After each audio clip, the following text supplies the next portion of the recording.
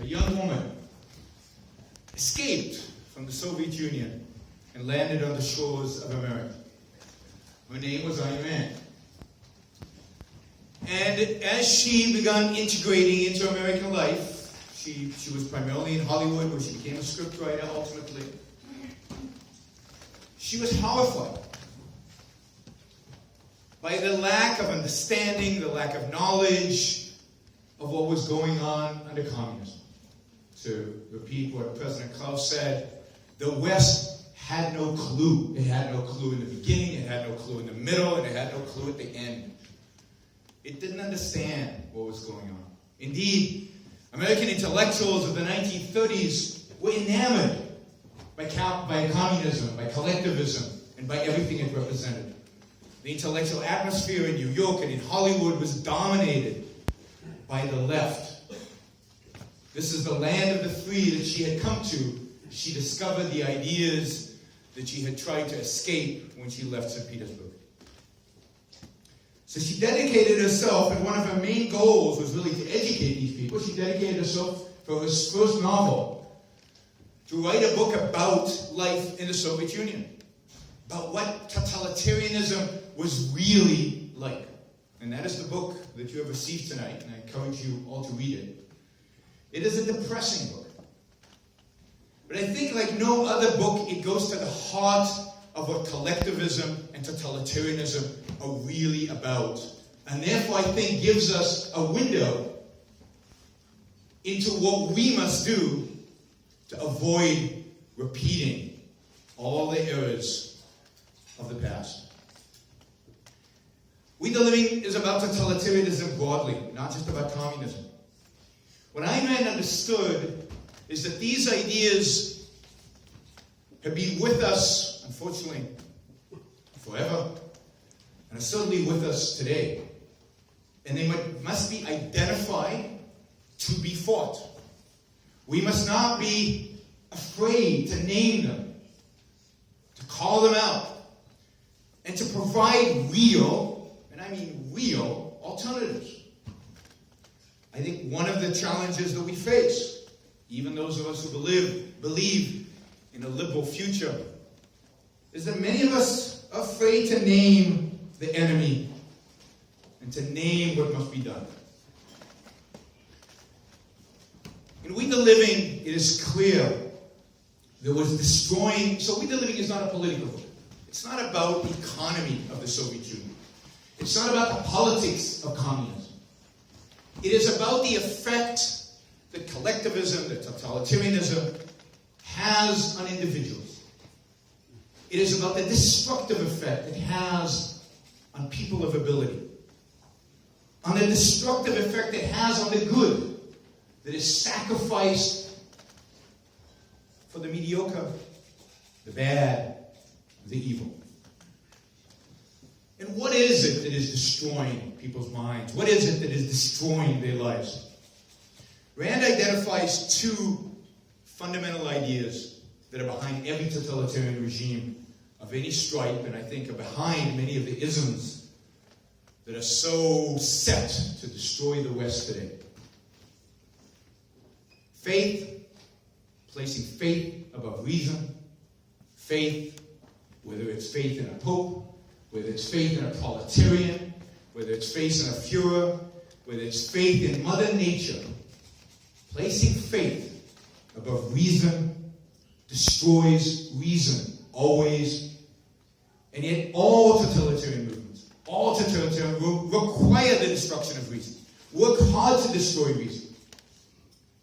And in We the Living, we get wonderful, dramatic illustrations. Wonderful, horrific, dramatic illustrations of our faith. In this case, in the proletariat, in the wisdom of our leaders, in the wisdom of those who commune somehow with the Spirit. What that faith does to the minds of individuals who cannot pursue their values, who cannot make decisions, who cannot choose their path in life. The second idea that all totalitarian regimes embrace is the idea of self-sacrifice. The idea that you as an individual are worthless. You are a cog in the grand machine. You are to be sacrificed to the cause. And who knows the cause? Well, whoever happens to be running the scam, right? Whether it's the Soviet leader, whether it's our wonderful environmentalist scholars, they know what's good for the earth because they somehow commune with Mother Earth, and they can tell us all. Self-sacrifice above self-interest. The denial of your right to your life is what kills the mind, what kills the spirit, and what destroys us all. Now, communism is gone. And I'm not going to repeat all the dangers that we face today because I agree completely with our previous speakers, even though I didn't understand two of them. But I think I got the spirit.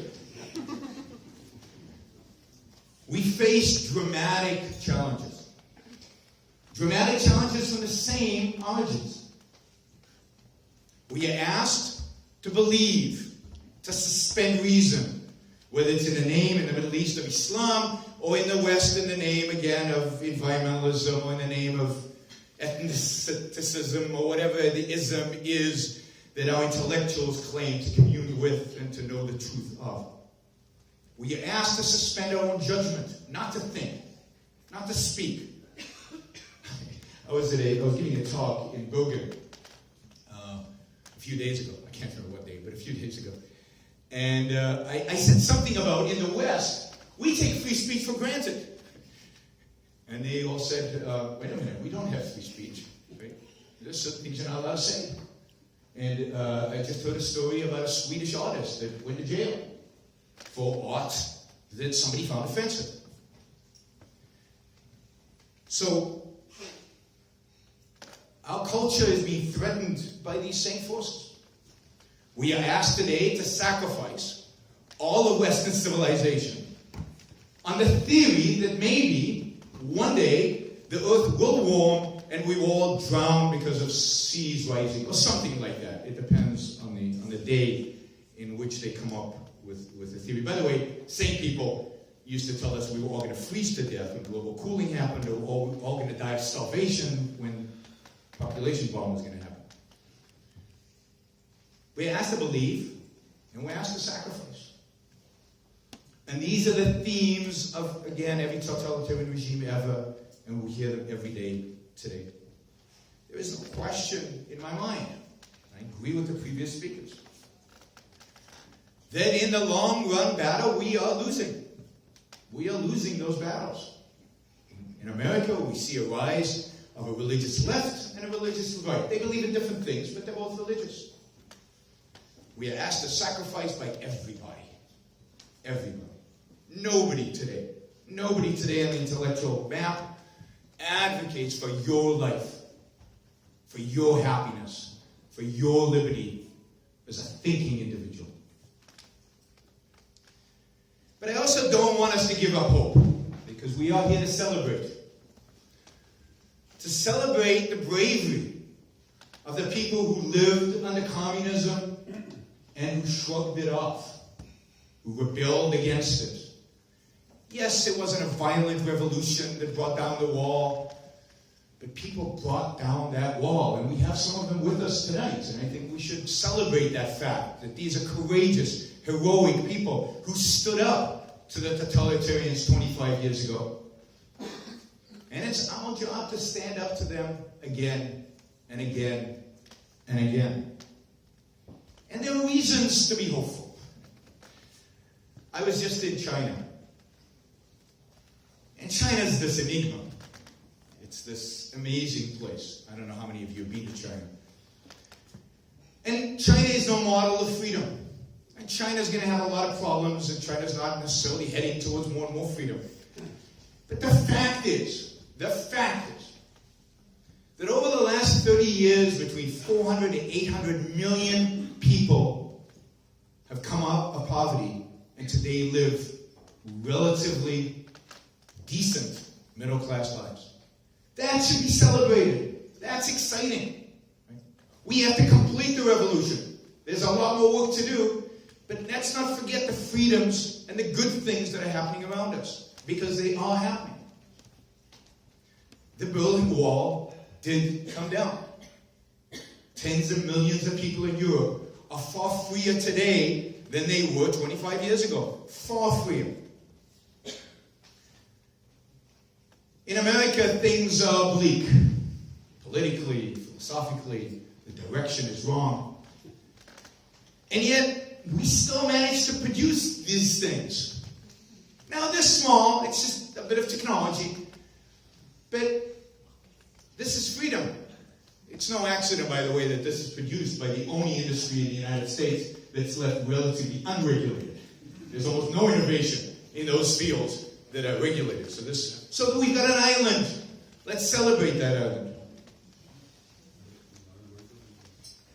But this is, of course, not enough. We need to understand how what's happened in China has happened. We need to understand what it is that brought down the Berlin Wall. And we need to understand what it is about the spirit of man that continues to make things like this in spite of everything. And this is the flip side of what I said about totalitarianism. Totalitarianism is driven by faith and self-sacrifice. Liberty, prosperity, success, progress is driven by reason and self-interest. Everywhere where these are tried, everywhere where the man is liberated to pursue his self-interest using his reason, we flourish, we succeed. There's a wonderful book about China that I recommend called How China Became Capitalist. And I don't believe China has become capitalist, so it's a little overstated, and some of the stuff in the book is a little overstated. But it's written by Ronald Coase. He wrote it when he was 100 years old. So none of you are old. You should all be full of... He wrote this book at 100.